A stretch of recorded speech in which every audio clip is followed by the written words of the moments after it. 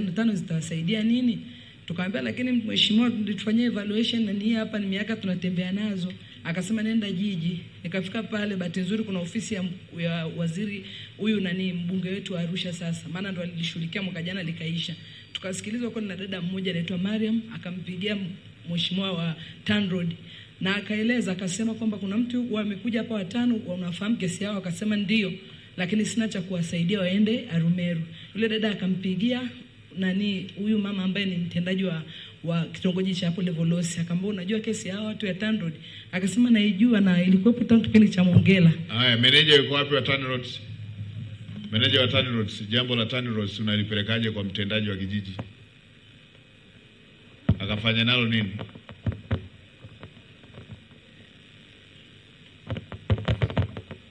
Mheshimiwa Waziri Mkuu, naomba nitoe taarifa fupi ya barabara ya Mianzini Ngaramtoni. Barabara hii ilikuwa chini ya halmashauri ya Arusha DC na mwaka 2018 ndio ililetwa TANROADS kwa ajili ya kusimamia ujenzi. Tulifanya usanifu na barabara hii iko katika awamu 2. Inaanzia Mianzini mpaka Sambasha ambayo ina jumla ya kilomita 9.5. Barabara hii Mheshimiwa Waziri Mkuu iko katika sheria ya barabara ya mwaka 1932 ambapo inaitambua barabara hiyo ikiwa na mita 30.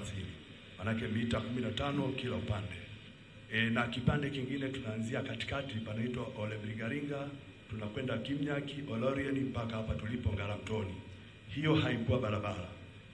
Alikuja Mheshimiwa Waziri wa Ujenzi kipindi hicho na tulikagua barabara hiyo nzima na serikali ilitoa maelekezo tulipe kipande hicho cha mita 8.5 kutoka Olebrigaringa mpaka hapa tulipo. Na barabara ya kuanzia Mianzini wanaosema mpaka Sambasha haipo kwenye sheria. Iko kwenye sheria barabara ya mwaka 1932 na haistahili kulipwa fidia, Mheshimiwa Waziri Mkuu. Sasa tathmini mlifanya ya nini? Sasa maelezo ya mama hapo anasema tathmini ilishafanyika na wanayo ile baba. Mheshimiwa Waziri, wakati wanafanya usanifu walifanya rekodi ya vitu vyote vilivyokuwa barabarani ambazo zilifanyika na kampuni ya mhandisi mshauri. Ile sio tathmini? Ndio, ilikuwa ni tathmini Mheshimiwa. Ilikuwa tathmini ya nini? Mrusuni mama anipe hiyo karatasi nione. Mrusuni.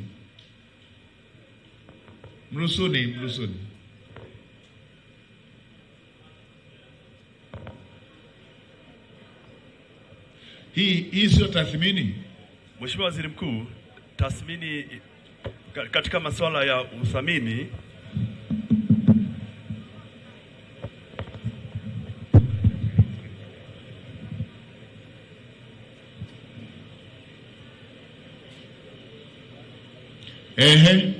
Mheshimiwa Waziri Mkuu, wakati usanifu unafanyika panafanyika hiyo tathmini ya fidia. Lakini baadaye tunakuja kufanya uhakiki. Pale tulipokuja kufanya uhakiki ndio tuligundua kwamba haitakiwi kulipwa fidia kwa mujibu wa sheria. Na fidia inatajiwa tu kutoka eneo la kutoka Olebrigaringa mpaka Ngaramtoni. Wananchi hao wako wangapi? Mko wangapi? Wananchi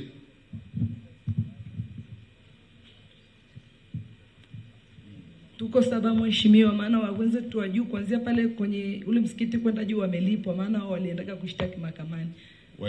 Kwa wakabaki wale 7. Wakabaki hao chini mpaka pale lami ambapo hata ukipita sasa hivi wakati unaondoka angalia tu utaiona ndo barabara imeanzia pale. Meneja hawa Mheshimiwa Waziri huko hapa.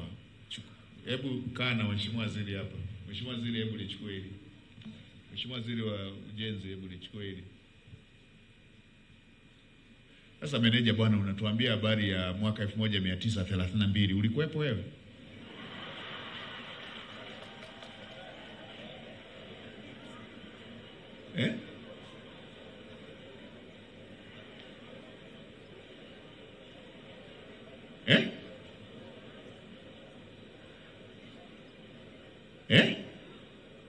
Eti mwaka 1932 hata nchi hivi 1932 hata uhuru hatujapata. Meneja, unahukumu wa Tanzania kwa sheria za wakoloni? Hii mambo gani bwana? Mheshimiwa Waziri, hebu angalieni hao watu 7 hao. Tulimalize vizuri, kila mmoja afurahie mradi. Miradi isilete machozi kwa wananchi wetu. Ndio. Haya. Hebu niliona mkono pale pembeni kwa huyo ndugu aliye. Tukae tu moja pale ili tusipate shida ya kusimama muda mrefu. Mmoja akimaliza tunampa mwingine. Haya, mpeni huyo hapo. Sogea wewe mwenye karatasi ya juu hapo. Alafu baada ya hapo aje baba wewe mwenye kofia. Tukae, tutaenda moja. Baada ya hapo tutaenda kwa yule mama pale. Mpeni maiki huyo.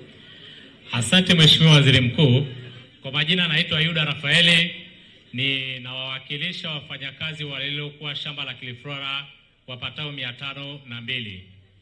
Mheshimiwa Waziri Mkuu, shamba lile la Kiliflora lilichukuliwa na serikali mwaka 2020, na baada ya hapo tarehe 5 mwezi wa 3 mwaka 2023, Mheshimiwa Rais Dr. Samia Suluhu Hassan akiwa katika ziara yake ya kikazi wilaya ya Rumeru katika mji mdogo wa Usariva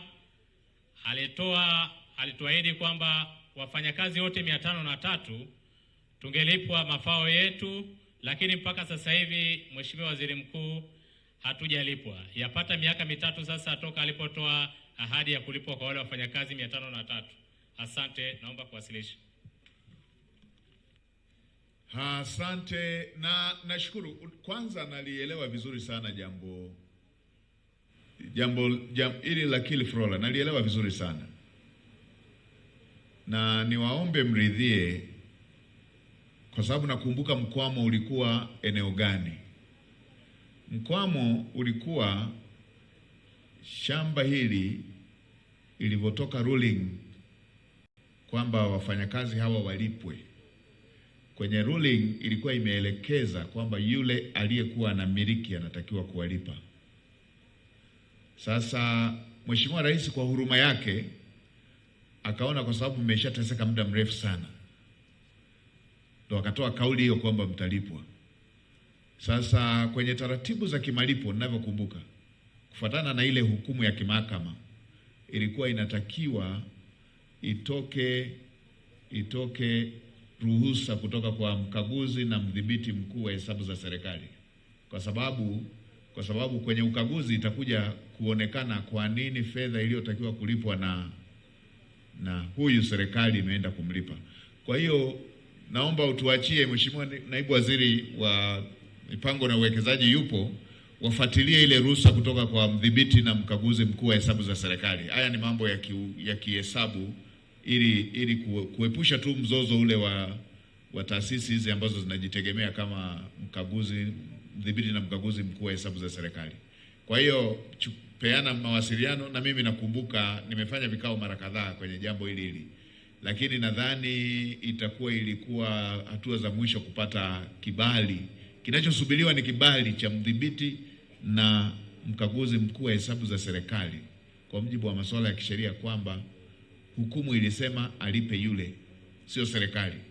Ukienda tu ukalipa kwenye taratibu za kiuhasibu, hiyo ni audit query. Kwa hiyo nadhani ngoja lifuatiliwe katika hatua hiyo, na kushukuru kwa kulileta. Peana mawasiliano ili naibu waziri akipata mrejesho wa kupatia, unaweza ukatangulia kuwapatia ndugu zako wenzako ambao mko kwenye jambo hilo. Haya, tulisema yule mzee mwenye kofia mpeni, then aje yule mama niliyemruhusu, then mtachagua moja hapo aliyenyosha mkono, watu wasipate shida. Mheshimiwa Waziri Mkuu, mimi kwa jina naitwa Geoffrey Samson Ayo, ni mwenyekiti wa kijiji cha Odonyoasi, kata ya Odonyoasi. Ilikuwa na masuala ya maji salama, lakini nashukuru Mungu Mheshimiwa mbunge ameeleza, sina sababu ya kuyarudia. Sawa. Nina kipengele kimoja pale kwenye maji. Kwanza, wataalamu wa maji walipima maeneo ya Odonyosambu na Odonyoasi, wakakuta chini ya ardhi kuna maji, japo nayo yana madini ya fluoride. Sasa kutokana na ukame ulioko katika maeneo yale, tungeomba wataalamu wa maji waende wakapimelia yale maeneo, tuombe lile gari la kuchimba maji ili wananchi waweze kukuza uchumi kwa kuzalisha mazao ya mboga mboga na mazao ya mifugo pia. Hilo ni moja, nashukuru sana. Lakini la pili, Mheshimiwa, katika kijiji changu cha Oldonyowas, kijiji kilijenga sekondari ya kijiji inaitwa Oldonyowas Sekondari. Sasa katika sekondari ile, eneo lile alitoshi kufanya ile sekondari iweze kukua zaidi. Sekondari ile ni ya kisasa na tulitaka ile sekondari iwe na kidato cha 5 na 6 kwa sababu katika maeneo ya kijiji changu cha Oldonyowas kuna sekondari 3. Kata ya Oldonyosambu ina sekondari 1, kwa kuna sekondari 4 pale. Zinazalisha wanafunzi wengi sana. Wanapomaliza form 4 wengi wanafaulu, lakini shule za sekondari za form kidato cha 5 na 6 ziko mbali, maana ziko Ngarnanyuki wilaya kule na sehemu nyingine inaitwa Mwandeti. Kwa hiyo kuna umbali kiasi fulani. Tungeomba shule ile ikuzwe iweze kuwa na kidato cha 5 na 6, lakini pia kutokana na kwamba eneo lile lidogo na litoshelezi kuwa na viwanja vya michezo. Na tunajua watoto pale wanaishi, wanakaa kwenye mabweni pale, wanatakiwa wapate viwanja ili waweze kucheza. Sasa kuna shamba lililoko karibu na hiyo shule. Shamba zamani lilikuwa la Tawiko. Shamba hili ilikuwa zuu miaka ya nyuma kabisa, miaka ya 70 na 80. Kwa bahati mbaya lile shamba lilikuja kutelekezwa pale 2012. Wakaja wataalamu sio wataalamu, haya mashirika ya wanyamapori. Wakaja wakauzi lile shamba na kulimilikisha kama shamba la idara ya wanyamapori. Toka mwaka huo mpaka leo hakuna kinachoendelea kwenye lile shamba. Aliendelezwi, wananchi wanapewa wanalimalima kwa kukodishiwa, lakini kibaya zaidi hakuna control number ya serikali inayotumwa zile hela zielekezwe kwenye mfuko wa serikali au wa idara hiyo. Matokeo yake watu wanatoa hela eka 1,070, 1,050 zinaingia kwenye mifuko ya watu. Sasa hatujui kutaratibu. Tukawa tunaliomba lile shamba likato sehemu fulani inayopakana na eneo la sekondari hiyo ili lile eneo lijengwe viwanja vya shule na kile kidato cha 5 na 6. Lakini sambamba na hilo, Mheshimiwa Waziri Mkuu,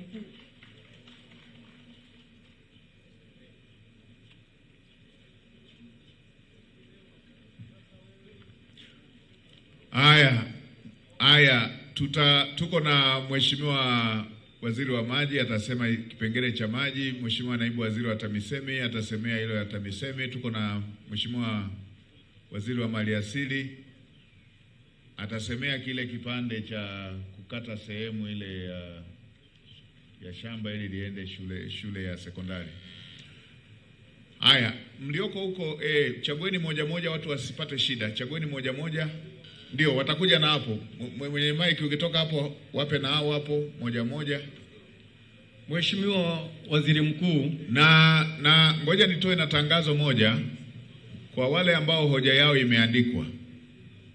Kwa wale ambao hoja yao imeandikwa, wala usipate shida ya kulazimika kuielezea. Kama imeandikwa, naona kuna watu wenye bahasha. Wale ambao hoja zao ziko kwenye bahasha, songa mbele, njoo upande huu huku, onana na makatibu.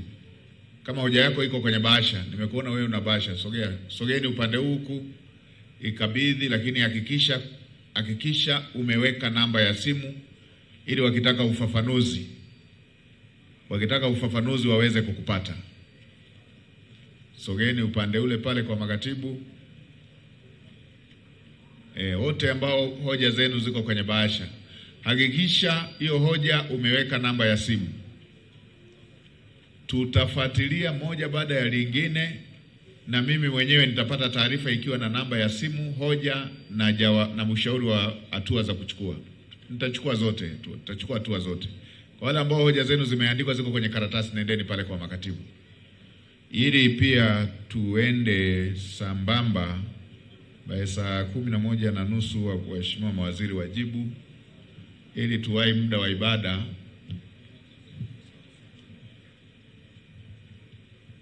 Aya, twende laigwana arasobai eba keya kerasobati arasobai ngigwana mesida yengigwana. Aya, tuambie. Mheshimiwa Waziri Mkuu, kwa majina mimi naitwa Lota Olemesoviro Jacob, natoka kijiji cha Mbuyuni, kata ya Oljoro, halmashauri ya Arusha. nina mgogoro wa ardhi uliodumu kwa takriban miaka 18. Mheshimiwa Waziri Mkuu, baba yangu ni moja wa wazee waliohamishwa kutoka Monduli pale TMA mwaka 72. Tukaenda kupewa shamba linaloitwa Oljoro Farm Unit namba 18. Mheshimiwa Waziri Mkuu, shamba hilo wazee wamegawana na baba yangu naye akapata kipande. Mheshimiwa Waziri Mkuu, kipande hicho ambayo baba yangu amepewa, kuna wananchi wawili kutoka kijiji cha Orgilai, halmashauri hii ya Arusha, wamekuja wamevamia shamba hilo mwaka 2008. Baba amehangaika nao kwenye vikao vya wazee, ikashindikana. Mimi wakati huo nilikuwa mtumishi, niko Ngorongoro. Baba akaniita akaniambia, angalia hili eneo kwa sababu linapenda na mimi nimechoka.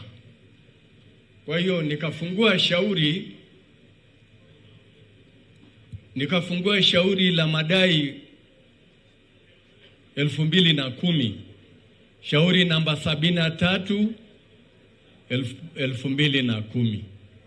Kesi tumeendesha kwenye baraza la ardhi, tukashinda hiyo kesi. Wakakata rufaa mahakama kuu, tukashinda hiyo kesi. Wakakata rufaa mahakama ya rufaa. No.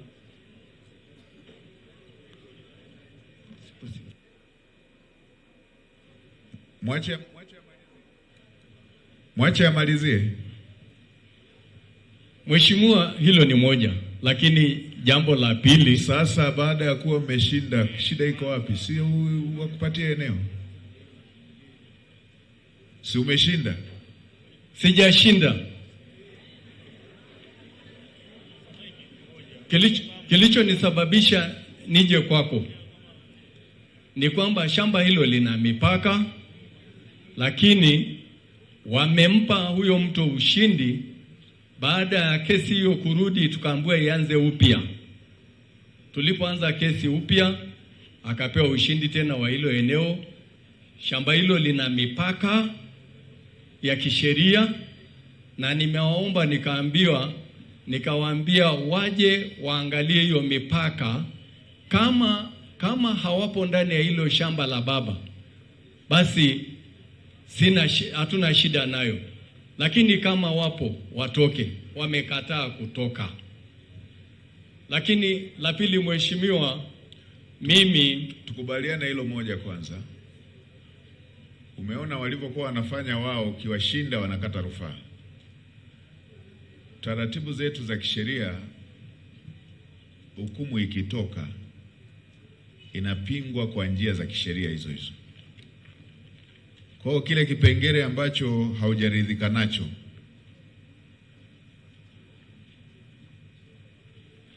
unatakiwa uchukue hatua hiyo ya kisheria, kwa sababu ni hukumu ya kimahakama. Sasa mwanasheria wetu wa mkoa yuko wapi ili atupe ushauri kwenye hili? Mwanasheria wetu wa mkoa yuko wapi? Labda malizia la pili, ukishatoka kumaliza tukupeleke kwa mwanasheria wetu. Ndio hiyo hapo Hebu onana na mwanasheria hapo ili tukusaidie, ili upate msaada wa kisheria. Sema hilo la pili, alafu muone mwanasheria. La pili, mimi nimestaafu kwa mujibu wa sheria katika utumishi wa umma mwaka 2018, na kituo changu cha kazi kilikuwa halmashauri ya Longido. Wakati na staafu halmashauri ya Longido, nilikuwa nadai zaidi ya milioni 65, ikiwa ni posho zangu, stahiki zangu za utumishi ikiwepo posho ya madaraka na mengine. Mheshimiwa Waziri Mkuu, 2020 halmashauri ilinilipa milioni 40, wakaniambia hizi milioni 25 tukipata pesa tena tutakulipa. Baada ya kukaa kama miaka miwili hawajaniita kuja kuchukua hilo fao langu lingine. Akabadilishwa mkurugenzi aliyekuwa pale, akaja mkurugenzi mwingine. Huyo mkurugenzi nilipompelekea kwamba naidai halmashauri hii milioni 25, akaniwekea vigisu mbalimbali, akaniambia, moja, tunataka vyeti vyako kama vimehakikiwa. Mkurugenzi uko wapi wa Longido?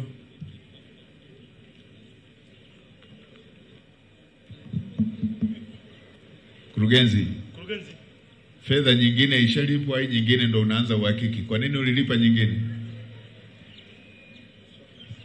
Mheshimiwa Waziri Mkuu, ili jambo kwa kweli halijawahi kunifikia ofisini. Mimi binafsi. Wewe umekwenda lini pale? Nina kama mwaka sasa hivi, lakini halijaja rasmi ofisini. Sasa bwana, mtu ameshafanya kazi, amestaafu, mafao ya kwanza ameshahakikiwa, mnaanza kuhakiki vyeti upya, mnataka kumwajiri? Hapana Mheshimiwa Waziri Mkuu, naomba nikae naye mkuu nilifuatilie tuweze kumlipa. Alafu milioni 20 kwa halmashauri, milioni 20 ya miaka yote hii 2018. Ili bwana lishughulikieni, nipate taarifa, nitapoenda kwenye majumuisho nipate taarifa ya utaratibu wa kulipa hiyo milioni 20. Sawa Mheshimiwa Waziri Mkuu. Nisije nikatoa maelekezo ya mlipe kutoka kwenye mifuko yenu. Haya, kaa naye pale mkubaliane, pata hizo details. Umekuwa na bahati au kuwepo mwenyewe hapo.